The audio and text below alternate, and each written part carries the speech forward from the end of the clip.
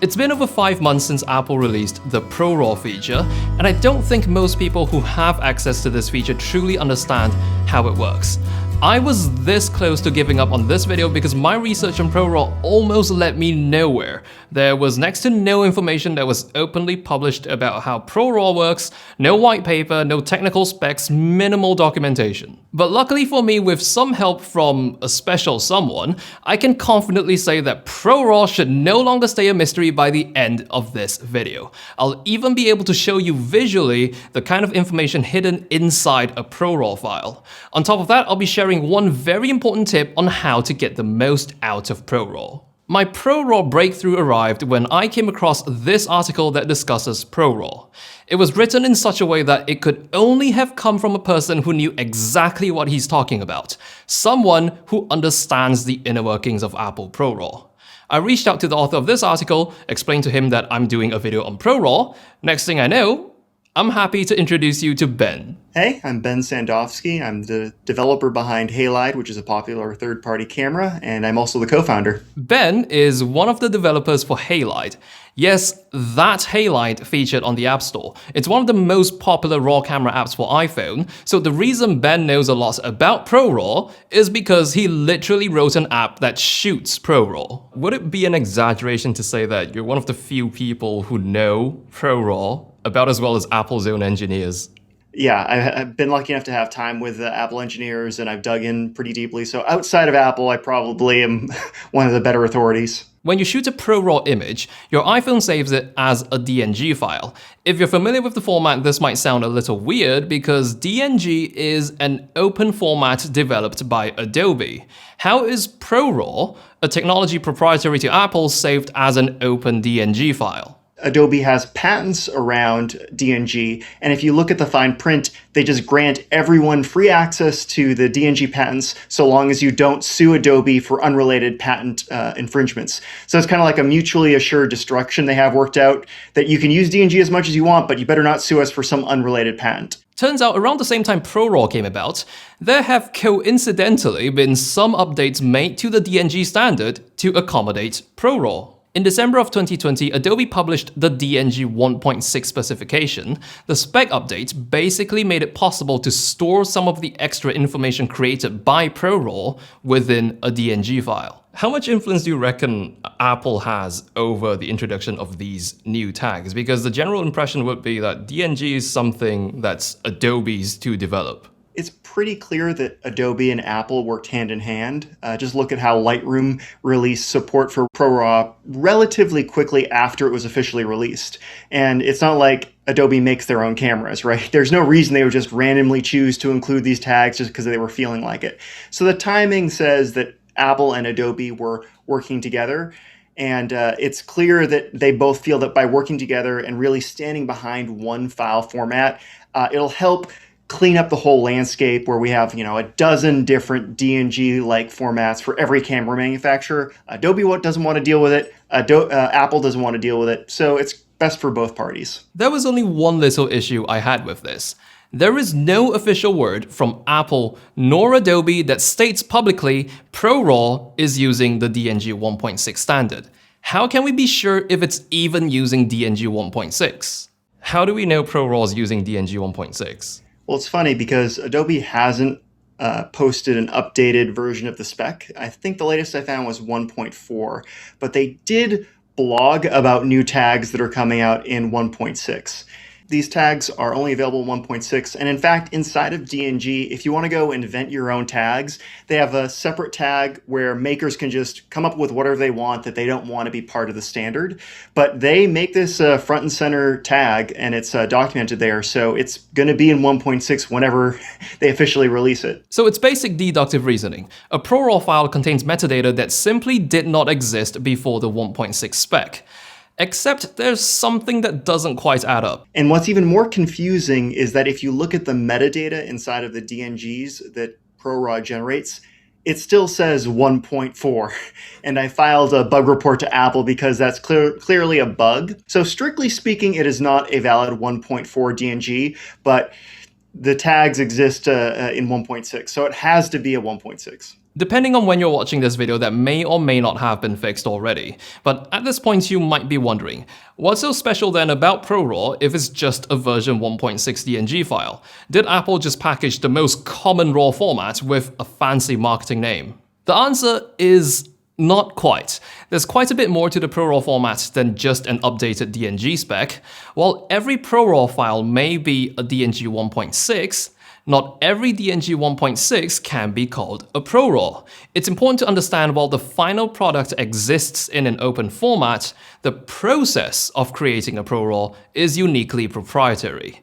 Right now, the only devices capable of doing so are the iPhone 12 Pros and the 12 Pro Max. But existing as an open format certainly has its perks. Namely, any software that can handle DNG would be able to open a ProRAW file. You don't have to go through the same phase as you do with newly released professional cameras, where typically for the first few months after release, the proprietary RAW files are completely unreadable. But just because a software can open a ProRAW DNG doesn't necessarily mean it'll be displaying it correctly. That's because it might not be able to understand all the new stuff introduced in the 1.6 standard. But before we get to that bit, allow me to introduce what new stuff is. Let's look at this document published by Adobe detailing what's added in the 1.6 update. It's going to be a full page of mumbo jumbo, but there are just two key things here that we should pay attention to: profile gain table map and semantic masks. Fancy terms. Now, profile gain table map sounds like a bunch of random words smushed together, but what it really is local tone mapping. Tone meaning the brightness values within an image, and mapping means identifying where it goes. Imagine a layer of information over your base image that marks out specific spots of your image to make brighter or darker in post. That's what profile gain table map is. It looks like it's a sparse map, so it's not as high of a resolution down to a pixel level as to the detail of the image. But at a high level, it's sort of like a guide for your photo editor like Lightroom to dodge and burn the different values in your image to tone map them. Kind of like an adjustment layer in Photoshop when we think about it. Exactly, and I hope that Adobe exposes it as an adjustment layer at a later point. The first version is great, but there's a ton more that hopefully we'll see in the next year that can be integrated into our different tools to get end users who aren't developers access to mess around with the values themselves. ProRAW files are recorded with this map. The key takeaway is the adjustments are not baked into the image. It can be toggled on or off. Now, in technical terms, this is referred to as being non-destructive. Using this technique in ProRAW, Apple's able to include some basic adjustments like brightening the shadows to reveal a little more detail non-destructively. When you review a ProRAW image in Halide, the instant processing button is actually a toggle for that profile gain table map, so you can use that to see what your image looks like with and without it. That's how I can actually show you exactly what it's doing to the images. Now, even when you're not shooting ProRAW on your iPhone, so in JPEG or HEIC mode, remember you still get these adjustments applied to your photos, they're just irreversible. And then we have fancy term number 2, semantic masks. Now, this one is actually really cool because it reveals what our iPhone's artificial intelligence sees. The phone is basically studying your frame to look for subjects of interest. It will then isolate those subjects, cropping them out essentially, then storing that information as a semantic mask. Halide lets you view the actual grayscale mask if the image contains one. For those of you who are familiar with masking, it's pretty much exactly what a layer mask would look like in Photoshop. It even supports in-between opacity values. Those are the gray areas. Now, not every ProRAW image gets a semantic mask. If your iPhone doesn't see anything in the frame worth isolating, then it simply won't save any semantic information for that image. Subjects that typically get identified are stuff like humans and pets. Did I just refer to humans as stuff? I actually find it slightly creepy how precise some of these masks are. It's able to accurately mask out entire human figures even against busy backgrounds, and oftentimes it even includes the object that the person is interacting with. How can we make sense of the semantic mask information? Because from my understanding, a ProRAW file, it only includes the segmentation information in a semantic mask for the subjects of interest, but it doesn't really contain specific instructions on what to do with that information.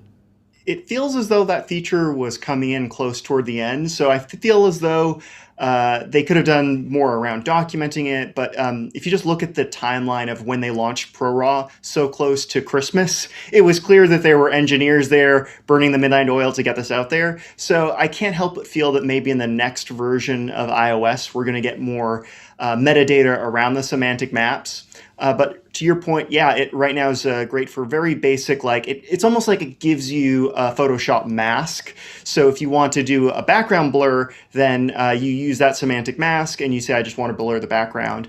There's a little more in semantic masks that are available if you look at what Apple did in the last few years around the first party camera, where they can actually embed on a human face, it can tell you this part, well, I'm not a good example, but this part's your hair, this part's your face and your eyes and the teeth. So for example, if you wanted to develop a filter app that selectively whitens teeth or it adds clarity to the human iris to really make it pop, then as a developer, you just have to say, okay, load up this mask and tune that up to 11 or whatever you want to do. So right now, it's really good for developers, but hopefully that, again, Photoshop will start exposing these masks for if you're doing it yourself at a high level. Now, if your photo editing software does not support DNG 1.6, it's not going to recognize the profile gain table map and the semantic masks. But being a DNG, it should still be able to open it, it will just ignore the extra information. Meaning your image is going to look quite different from how it looks like on your iPhone, most notably because it's missing the tone mapping adjustments. Notice how different the same ProRAW file looks in Capture 120, which does not support ProRAW, versus the latest ProRAW compatible version of Lightroom CC. For now, Adobe's Lightroom Mobile and Lightroom CC apps have officially announced support for Apple ProRAW. In Lightroom CC, it should load correctly using the built-in ProRAW preset. If you just need to pull off a quick edit though, remember the editor in your iPhone's Photos app is guaranteed to support ProRAW. But we're not done with ProRAW just yet. There's still a few more interesting things about this format. Ben and his team discovered that a ProRAW file actually stores image information that has already been debayed. That's quite unconventional for a RAW file because the debayering process typically happens a little later down the pipeline. Ben was able to discover that because the Halide team built their own custom tool that analyzes ProRAW files in deeper detail. They named it Dingus. What's the best way to explain what Dingus is, if I'm reading it correctly? Dingus is a library that we developed in-house for looking deeper into DNG files. Can I say it's sort of like a super metadata viewer? Mm-hmm. It's a really deep, super detailed. We can mess around with bits and look at them. If I want to, I could load it up inside of a debugger, drop in a breakpoint and say, okay, let me just step through every byte that makes up this file and see what's going on here. The fact that ProRAW photos have already been debayed made me wonder if it had anything to do with two huge features that differentiates ProRAW from any ordinary RAW file: Deep Fusion and Smart HDR. Typically, a RAW file would receive minimal to no processing at all, but Apple made it clear from the beginning that ProRAW will be benefiting from the Deep Fusion and Smart HDR processors. So I think one of the biggest things about ProRAW files is how they get the Deep Fusion treatment as well. So is that only possible because ProRAW files store already debayed image data? So that's a good question, and Apple keeps it secret.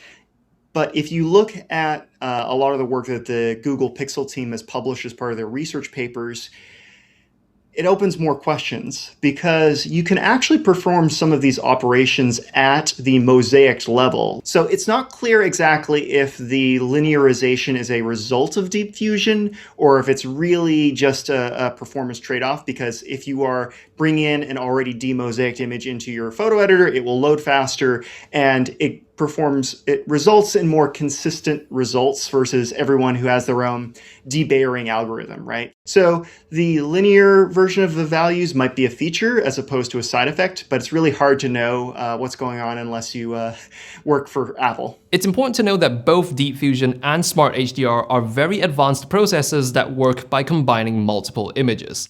When you press that shutter button, your iPhone fires off many exposures without you even realizing.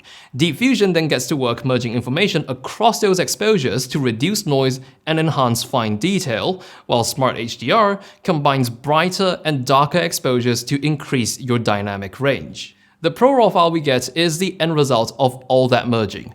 One single frame. I suppose Apple went the conscious route of not including all the sub-individual exposures inside that ProRAW file because that would simply be way too resource intensive. But just to be completely sure, even though we are working with RAW files, this deep fusion is an irreversible process. It's not like the tone mapping stuff. Absolutely. So that's the blessing and the curse. And so Sebastian went into detail when he was doing field tests. Sometimes, very often, if you're shooting in low light, deep fusion is an amazing feature. It just destroys noise. But all of these processes are ultimately merging together multiple exposures and multiple frames. So you're kind of at the mercy of the algorithm, which will never be as true as if you're just, using a shutter. You open the shutter and you close it. That's truth. So as soon as you start merging multiple exposures, you start seeing different results. Now, we actually found an undocumented behavior that if you go in there and shoot ProRAW, but you enable manual exposure, so you actually specify ISO and shutter duration, it will not do, it would appear, multiple photo merging. So you can actually see exactly what Deep Fusion is doing to reduce the noise. In addition, Deep Fusion is only enabled if you opt into the most expensive post-processing on the camera. So as I said before, they give you different levels of post-processing depending on what you want to shoot. So if you want to shoot faster, then you can turn all of it off. If you have a problem with Deep Fusion, you could also turn all of it off. So we expose it in Halide with a little button that says Enable Smartest Processing, which we enable by default. But if you really don't like Deep Fusion, you can turn it off, but it will probably still do some sort of multi-frame merging even with it off. That's the nature of ProRAW. Are there any situations where it still might make a bit more sense to shoot a conventional RAW as opposed to, say, a ProRAW? Definitely. And Sebastian did side-by-side comparisons in his blog post. But as I said before, the multi-image fusion does lose a little detail because it has to match the different blocks of the image into the multiple frames. So it's going to lose a little something. And usually you aren't going to be able to notice it. But if you want the absolute sharpest, most detailed image, you need to shoot with RAW. Now, you have to balance that out with, are you shooting in ideal lighting conditions where the advantages of the fusion make up for the little loss of detail? It's like driving manual transmission. Like, you're ready to go full on RAW, and in theory, you're going to get better results. But on the flip side, effectively, ProRAWs are high dynamic range images because they're doing multiple exposures. So it's all really a trade-off, but it helps to know what the trade-offs are, and you can make the choice. In my personal opinion, for casual everyday shooting, the benefits of ProRAW definitely outweigh that of conventional RAW. You begin with results that are very similar to what you get with a typical processed iPhone image, but then there's that incredible flexibility in post when you go ahead and apply edits to that image. Not to mention, especially in low light, ProRAW can work wonders at times thanks to Deep Fusion. Compare this ProRAW photo against a conventional RAW, and you can see just how much work the processing has been doing. And it's not the same as cranking up noise reduction in Lightroom, because that doesn't have the advantage of multi-frame information that was available to Deep Fusion. And remember, in the first-party camera app, Night Mode is available in ProRAW as well. It works on the same fundamentals. It combines multiple exposures into a single cleaned-up photo. But because Night Mode uses longer exposure times, you get an even better signal-to-noise ratio. Is it true that the ProRAW API is available to developers like yourself and is not limited to just the first-party camera app? So if, say, I shot a ProRAW with a third-party app like Halide, it's a proper full-on Apple ProRAW file, just like the ones you get with the first-party camera app? Absolutely. And in fact, they expose a few more knobs to third-party developers that they don't expose in the first-party camera, right? The first-party camera is designed for the widest possible audience, like our parents. And for them, they'll only learn that ProRAW makes it easier for them to edit the photo in the first-party editor. And that's all they care about. That's fine. But for nerds like you and me, they actually expose things like you can save ProRAWs in 10-bit instead of the default 12-bit, which can drop the file size down from 25 megabytes down to 12 megabytes.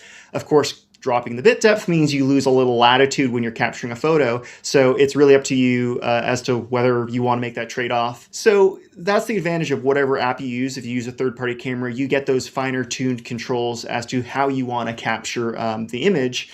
And it's also worth pointing out, third-party cameras give you additional controls that they'll probably never add to the first-party camera just because of all the knobs, like focus peaking, we have a focus loop, histograms. All of that would confuse our parents. You'd get a phone call asking, how do I turn off these bars at the top of the screen, right?